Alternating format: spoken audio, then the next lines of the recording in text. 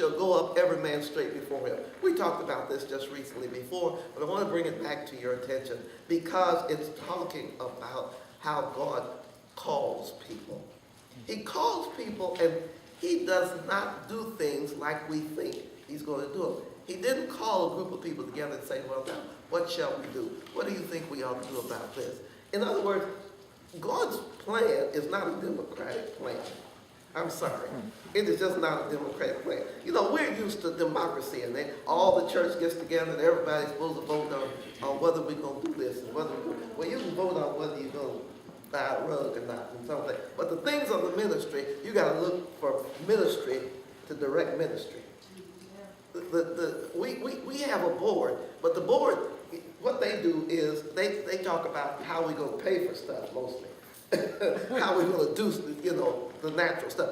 But if you're talking about ministry, and sometimes ministry involves finance too. Yeah. So sometimes you've got to just shut your eyes and, you know, there are people, have you ever heard this?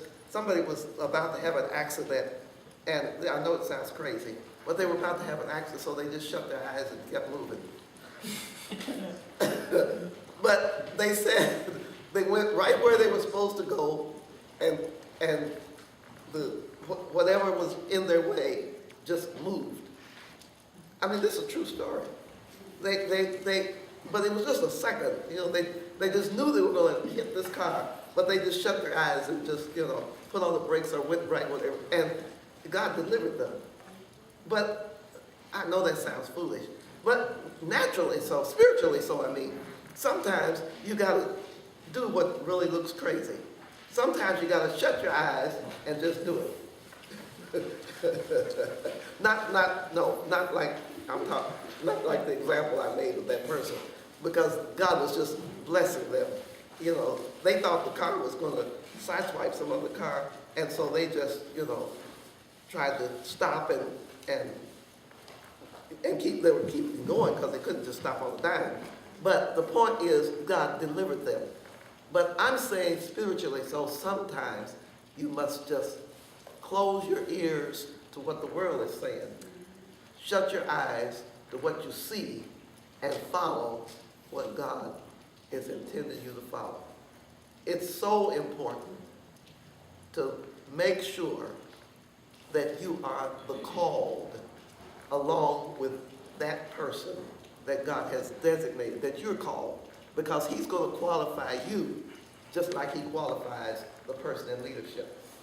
You look at people that are in leadership and you think, well, they ought to do this, that, and the other, but God is the only one to make the call to qualify that leader to go the way he should go or she should go.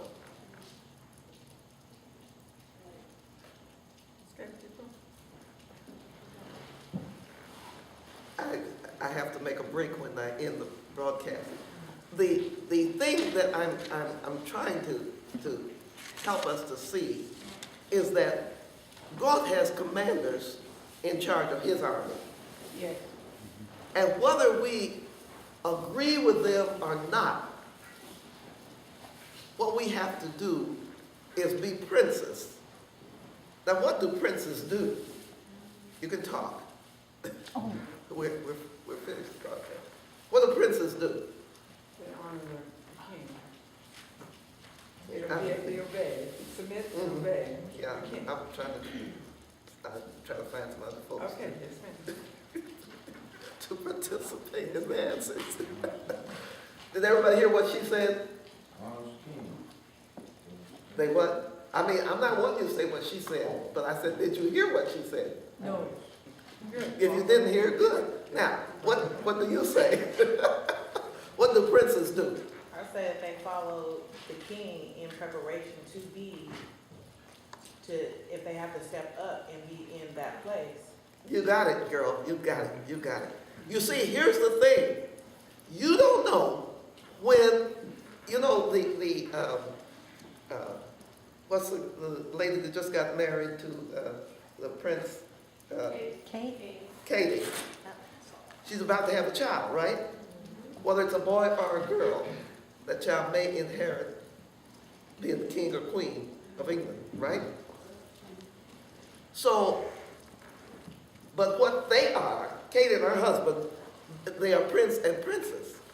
So that means he's in line for the kingdom.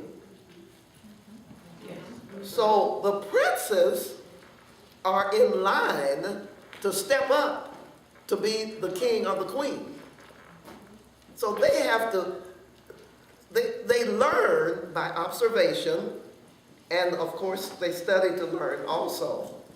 But if they don't obey and be what they're supposed to be under the queen or the king under which they serve, they can't become what they're destined to become.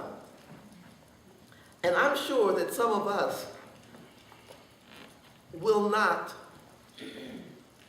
become what God has destined you to become because you just have a problem with obedience. That's good. Yeah, that's true. You have a problem with obedience. So, and following. See, sometimes it's not that somebody tells you to do something and you do it. That's not always the obedience. But sometimes the following has to do with seeing what needs to be done in your sphere of influence, and you don't do it. Am I making sense? Yeah. You see what needs to be done in your area of influence, and you don't do it. So that means that you can't become what God has determined that He wants you to be because you haven't made the next round. Yes. Somebody know how to do something. Yes. Yes, ma'am. Oh, bless God. But see, and we don't need to hear the word, I'm not qualified. Because if God called you, He's going to qualify you. Yes. I'll never forget, you know, I can tell a lot of stories, you know that, because I've been here a long time. I've got a lot to tell. But I remember I was 12 years old.